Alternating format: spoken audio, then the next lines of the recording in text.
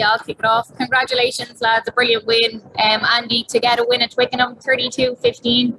You must be delighted. Oh, yeah. Over the moon. You said that to us before the start of the game.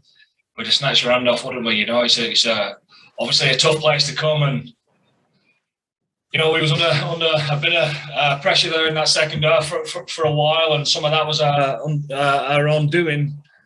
But the composure that we showed at 15-all to stick to our task and come away with the bonus point was something that we should be as a group immensely proud of. And definitely at times it wasn't Ireland's best performance by any means. You know, there was some handling mistakes and whatnot, but to push on, as you said, when it was 15 apiece, was probably brilliant to see them really compose themselves and to go again. Well, we learned a lot about ourselves. You know, we've been here before and been under pressure, and certain aspects of our game have not gone well before, and the game's run away with itself. And you know, we've been on an early fly back. You know, so this time round, you know, the crowd were behind them. Momentum was going their way, and sometimes, you know, when you've got 14 men, you've nothing to lose, and sometimes when you've got 15 men, you're playing against 14 men, you've got everything to lose, you know. And we came a little bit desperate at times, a little bit inaccurate at certain stages. But having said all that, you take the rough with the smooth, and we came away with a brilliant victory in the end. I thought the lads were really calm whilst under a bit of pressure. You know, stayed on task, and thoroughly deserved that bonus point in the end. And Johnny, for you playing out there on the pitch, the crowd were incredible. The atmosphere was incredible. It was amazing to hear the noise here in the stadium. But when you kicked that first penalty, there was a lot of jeer, and it's something you see in rugby. Yeah, they weren't too happy with the decision by the ref, so they were letting us know about it. But I played in France for 2 years, so it was something stood to me from my time in France. So look, it kind of settled you down, really. You know, if you get a kick like that, you know, big moment. You know, they got down to 14. So yeah, happy with that, and look, just happy with the team, the way we kept our composure, even though things were going against us. And yeah, if you told us before the game we get 5 points and keep us in the championship, we'd have, like Faz said, snapped your hand off for it. So very happy. Brilliant. Thanks a million. Hey, Johnny. Just wondering, you're a bit distracted there by the match, with the Man United match on. Is it on the background? No. Okay. It's not on. Have you ever played in such a bizarre match in all your life? The Man United match or this match? No, we'll go for this one first. Yeah, lots of matches that I've played in over my career have been bizarre. Like that one wasn't. It was a good test match. You know what I mean? You're never going to come here and have an easy game, no matter what. England. Well, they've lost. Someone said during the week they've 8 Six Nations games over the last 20 years. So it's an incredibly tough place to come. And when you come here, you need to play your best. And at times we didn't play our best, but then other times we played some great rugby. So probably a mixed performance by ourselves, but just outstanding by the lads to keep to task and to keep to the game plan. And we got our rewards with a couple of tries at the end, which will be very important in the championship race. And Andy, how's James Ryan? Obviously, he couldn't return to the field, but he's fine. He's up and well, and celebrating with the lads. So he'll go through the protocols again. What were you thinking there when just a lot of mistakes that were being compounded, or a lot of repeat mistakes in the scrum? What were you thinking would be your message when you got them in at half time?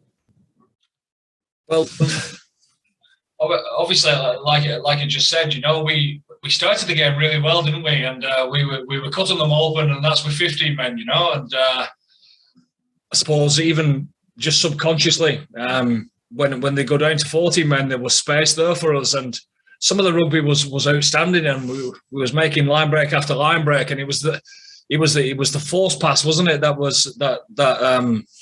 we had to just calm ourselves down and recycle the ball and trust ourselves a little bit more to just go through one or two more phases and get the rewards from there. But it wasn't just that. I thought England's set piece was outstanding. Our discipline was at times it creaked a little bit. So continuity certainly in the middle part of the middle third of the game was hard to come by, and I suppose that's what you want when you're down to 14 men. So hats off to them. I thought they spoiled parts of our game pretty well, and but as I said, 60 minutes there, or 60 minutes or so, can't quite remember what the time was, to be 15 all. And you know what? To be fair, you could just tell the lads were so calm on the field there. We knew it wasn't past them as well to do what they did in the end. Congratulations, Andy. Thank you. Thank you. Hi, Johnny. Congrats on the win. Andy said you'll learn loads about yourselves there. What do you think you'll learn most as a team? I think we'll learn, like the positive things we'll learn is that I think 2 years ago we would have lost that game. I think at 15-0 we wouldn't have had the composure to regroup, but the mental skills sort of development that we've done over the last couple of years really stood to us. Even the week we prepared for things like this. So that's the positive out of it. You know, and what you learn, I think, when things can distract you, like, you know, a team going down to 14 men, you need to just focus on doing the basics really well. And at times we just forced a couple of things. Those things were on, so it's probably execution more than decision making. And then at other times we didn't play. We tried to, you know, kick the ball or didn't shift to the edge where the space was. So look, there's lots we'll take out of it. And we'll just build towards next week now. We've got a chance to win a Triple Crown at home in the Aviva. We very rarely have had a chance to play for something in the Aviva in front of our home crowd. Often when we have, it's been away from home. So a big week ahead of us. We'll learn plenty, but you know, it'll be all focused on Scotland. Andy, you mentioned the English set piece there. From your point of view, what could Ireland have done better to manage that kind of momentum they gained there? Well, obviously the pressure that they put on everyone at line-out time is there for everyone to see, you know. So there's a few things that we need to work on there. As far as the scrum's concerned, you know, you can see the lads asking a lot of questions and wanting some answers because everyone wants to get on with the game, don't they? Set piece wise, nobody wants to give penalties away or reset scrums, etc. So, listen. It is what it is. We go through the right channels and make sure we realise whether it's our fault or not. And if it's not, obviously we'll adjust and see what happens on the back of going through the right channels. So this is what happens in Test match rugby, isn't it?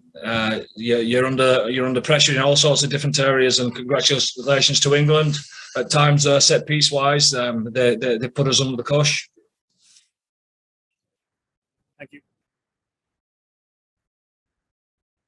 Andy, you often use the term in Ireland being comfortable in chaos. Was that taking comfort in chaos to the nth degree? It was absolutely insane at times.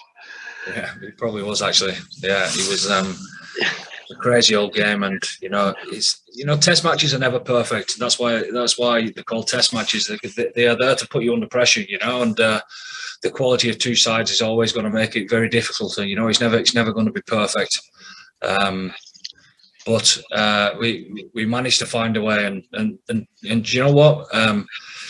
If you pay good money for that at the stadium, I'm sure you'd be happy. And you know, we talked about during the week of finding a way to get our supporters singing towards the end, and we did that. And you know, we go home tonight to recover. Very happy. Job done, and we move on to the next one. And for you, Johnny, how do you get that cohesion message back? You know, Eddie talked a lot about the Irish cohesion. We all have seen that. How do you get that cohesion message and keep focusing on that cohesion during that chaotic last sort of 30 minutes? It's in your preparation, isn't it? Like that's where you get your cohesion. You know, the teams that I've been part of that have been successful, no matter what club they've come from, we've been cohesive because of the work that the coaches do and the way we prepare. It's that's what we've done. Outstanding, mate. Well done. Thank you. Hi. Question for both of you. Do you think the French team, this English team, could win in France next week? We hope so. We hope so. I'm sure that England will recover well and take good heart from a great performance with 14 men, and they'll want to finish the tournament very well themselves. So that will be an outstanding test match as well. Question for Jonathan Sexton. This is an opposition of style between Romain Tamac and Marcus Smith. Who will win this game into the game? I don't know. Look, they're both very good players. I think Marcus did very well today. You know, when you get into 14 men, it can be difficult to manage a game, but I thought he did that well. He kept putting the pressure on us, and I think he did well and kicked well, and but I'm sure they'll look into their game and come up with a plan to beat France. They want to finish on a high, like Faz said, and hopefully they can. Thank you. As Johnny, congratulations. Was there a moment, or was there a chat under the post, or like a kind of a moment where you felt like you got it back? You know, that if it was slipping away from you, but you wrested the there a particular, was it Conway's kick, or like, did you feel on the pitch that you had it back? You know what I mean? I thought Conway's kick was going to be the turning point, and then we lost the line out. So we were composed through the whole game, but it's just basically, like, we started the second half brilliantly, like, you know what I mean? We had loads of pressure on, we had try scoring opportunities, we called a couple of balls, out the back, and we didn't execute. We didn't take a couple of chances. They defended pretty well, like heroically at times with 14, and you score there. What are we, 15-9 up, and you score a try, the game totally changes, because then the 14 men have to chase the game a little bit. They have to try and play with the ball, and that's where you can capitalize. Whereas they just, by sticking in there, they were able to stick to task. They were able to, every line out, they just hit it up and kicked it and hoped to put pressure on us, and it worked. It worked. And even though I thought Hugo was outstanding under the high ball, and Andrew Conway as well, they really stood up. But I suppose the pressure that the players that were following up flying into the breakdown did, and they got some penalties off the back of it. So our lack of execution will be something that I'm sure we'll look at with the coaches, and we'll try and get better, because we're playing against a team that you need to be really clinical against next week if you want to win the game. Thank you. Thanks. The last couple there, I think. Hi, Johnny. You're trying to get in. Do you want to kick us off, and then we'll finish with Charlie? Johnny, you look to be soaking in the surroundings as you came off today. If that is to be your last performance at Twickenham, which it looks like it will be, was that how, it was a scrap at times, but you must have, that must be how you dreamt of it going today? Look, it's not really about that. I wasn't walking off. I was walking off solely to try and drag some time out at the end of the game. I think that it's not even something that crossed my mind. I was focused on the game and trying to put out a performance. And like I said, I thought we did some great things.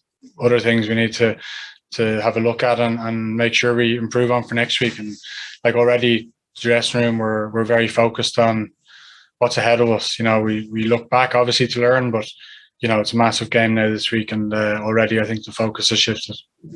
And just one more for you, Johnny. Everyone's been talking about how formidable France are, but given how well Wales restricted France yesterday and how well England played today, does that give you a lot of confidence next week that that game could go in your favour? Yeah, I think England have a great chance of winning next week. Like they always do, because England are England. Like, they're one of the most dominant team in world rugby. They were in the World Cup final only a couple of years ago. They're building, I suppose, a new team, but they've had some big performances themselves over the last 6-7 months with, beating South Africa and Australia in November and good results against Wales. You know what I mean? So it's England are a very good team, and we gave them huge respect coming here today. And I think, our performance, we probably didn't get the performance that we wanted throughout the game, but I think we showed glimpses of it. But yeah, I think England could go and do some real damage to France next week. Can I finish up on you, Charlie? Johnny, could I just briefly ask, could I get a sense of your conversation with Marcus Smith at the end of the game? There's a photo going around of you guys showing a handshake and a brief chat.